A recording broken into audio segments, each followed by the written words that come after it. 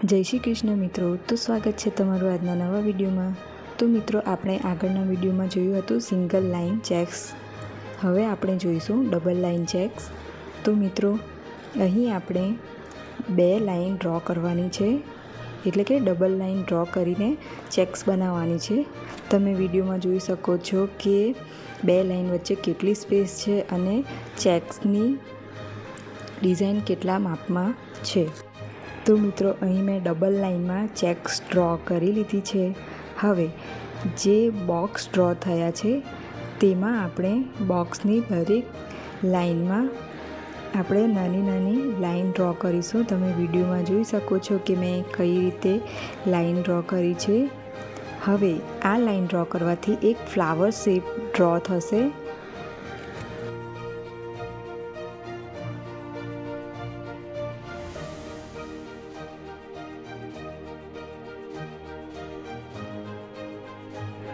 આમ આપણે દરેક બોક્સમાં લાઇન ડ્રો કરી દઈશું અને જે ડબલ લાઇન ડ્રો કરી છે તેને ફિલઅપ કરી દઈશું, એટલે આપણું જે ફ્લાવર શેપ છે તે હાઇલાઇટ થશે। તો મિત્રો, અહીં આપણી એક ચેક્સની ડિઝાઇન રેડી થઈ ગઈ છે।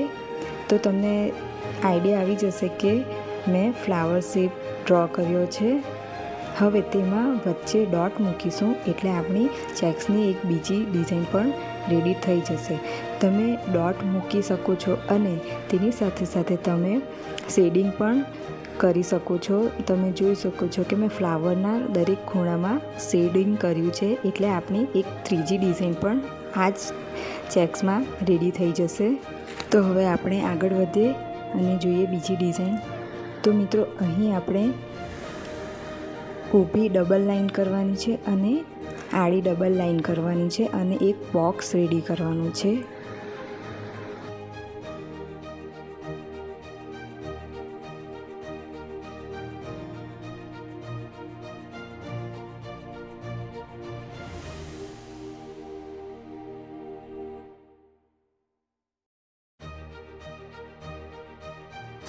ત્યારબાદ તે બોક્સની અંદર મિત્રો ધ્યાનથી જોજો કે મેં એક સાઈડ પર ઊભી લાઈન કરી છે અને તેની જ નીચે સહેજ આડી લાઈન કરી છે, અને જ્યાં મેં ઊભી લાઈન કરી હતી તેની સામે મેં આડી લાઈન કરી છે, અને જ્યાં નીચેની સાઈડ મેં આડી લાઈન કરી હતી ત્યાં એની સામે જ મેં એક ઊભી લાઈન ડ્રો કરી છે। તમે વિડીયોમાં જોઈ શકો છો કે આ લાઈન ડ્રો કરવાથી એક સાથિયાની ડિઝાઇન રેડી થઈ ગઈ છે। મિત્રો, હમણાં તમને ફિલિંગ નહીં થાય ત્યાં સુધી ખ્યાલ નહીં આવશે, પરંતુ આપણે ડબલ લાઇન જે ડ્રો કરી છે તેને ફિલઅપ કરી દઈશું। તો મિત્રો, તમને આઈડિયા આવી જશે કે આ સાથિયાની ડિઝાઇન ડ્રો કરી છે।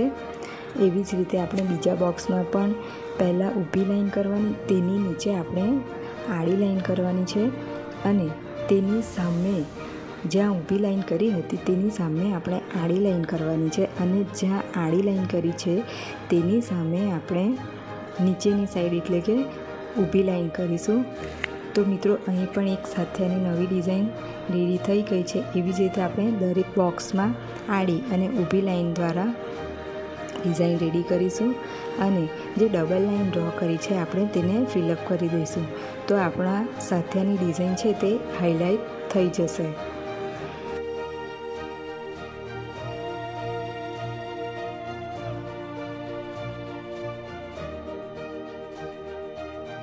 તો મિત્રો, અહીં તમે સાથિયાને બ્લેન્ક પણ રાખી શકો છો સિમ્પલ રીતે, અને તમે એમાં શેડિંગ પણ કરી શકો છો। એ તમારા પર ડિપેન્ડ છે, તમને જે યોગ્ય લાગે તે તમારી રીતે તમે ડ્રો કરી શકો છો।